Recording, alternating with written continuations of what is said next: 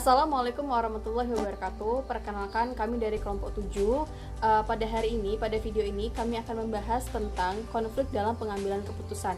Sebelum itu, saya akan memperkenalkan setiap anggota dari kelompok 7.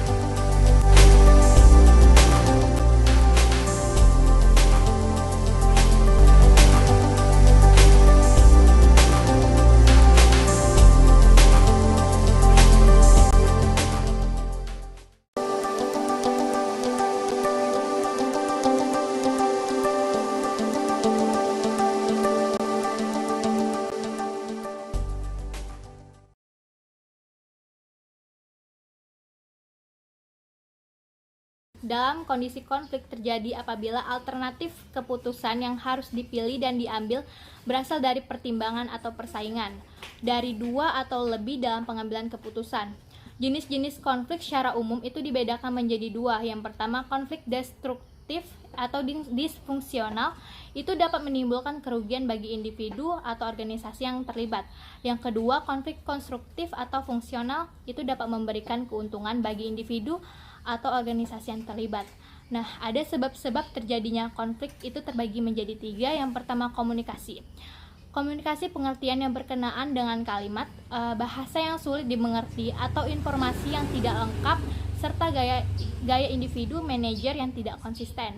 Yang kedua, struktur pertarungan kekuasaan antar departemen dengan kepentingan atau sistem penilaian yang bertentangan, persaingan untuk memperebutkan sumber daya yang terbatas, atau ketergantungan dua atau lebih kelompok kegiatan kerja untuk mencapai tujuan mereka.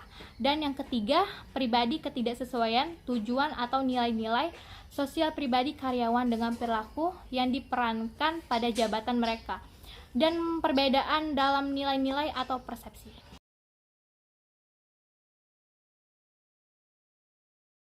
Baiklah, jadi untuk game teori ini sendiri merupakan suatu pendekatan matematis untuk merumuskan situasi persaingan dan juga konflik antara berbagai kepentingan.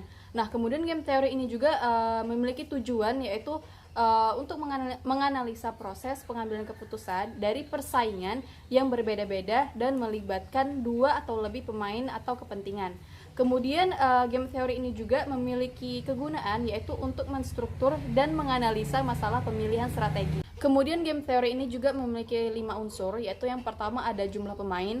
Nah, jumlah pemain ini tidak selalu sama artinya dengan jumlah orang yang terlibat dalam suatu permainan.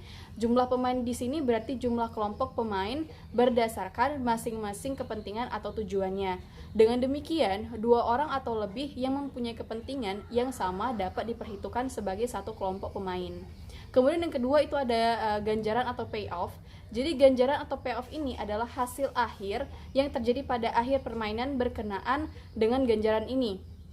Jadi pemain digolongkan menjadi dua macam, yaitu yang pertama ada jumlah nol atau zero sum games, dan yang kedua itu ada permainan jumlah bukan nol atau non zero sum games. Kemudian yang ketiga itu ada strategi permainan. Nah, strategi permainan ini adalah teori permainan yang memiliki suatu siasat atau rencana tertentu dari seorang pemain sebagai reaksi atas aksi yang mungkin dilakukan oleh pemain yang menjadi saingannya. Kemudian yang keempat itu ada matriks permainan. Nah, setiap permainan yang dianalisis oleh teori permainan ini atau game teori ini selalu dapat disajikan dalam bentuk sebuah matriks permainan.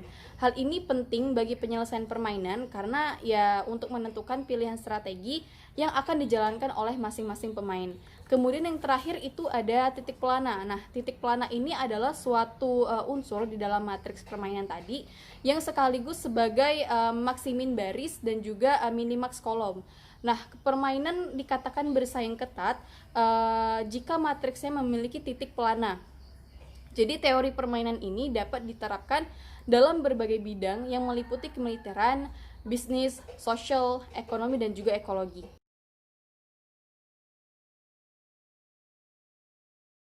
Oke, jadi yang pertama itu ada teori drama.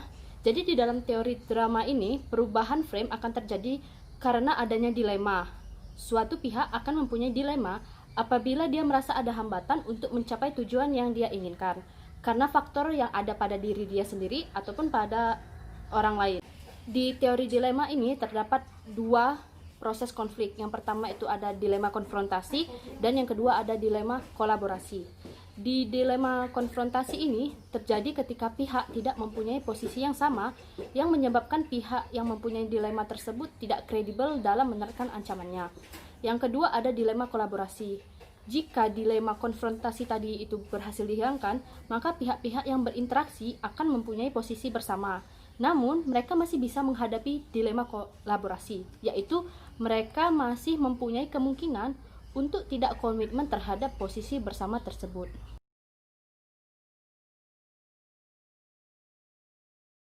Nah, teori yang kedua itu adalah Graph Model for Conflict Resolution.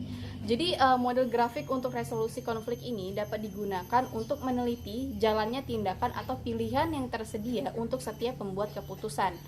Nah, ketika kita menggunakan model konflik, kita dapat menggunakan berbagai definisi matematika dari perilaku manusia dalam situasi konflik untuk menentukan setiap keadaan yang mungkin untuk setiap pengambil keputusan. Nah, desain idealnya dirancang untuk mempelajari perselisihan yang sedang berlangsung atau yang sedang terjadi untuk menentukan atau meningkatkan proses pengambilan keputusan.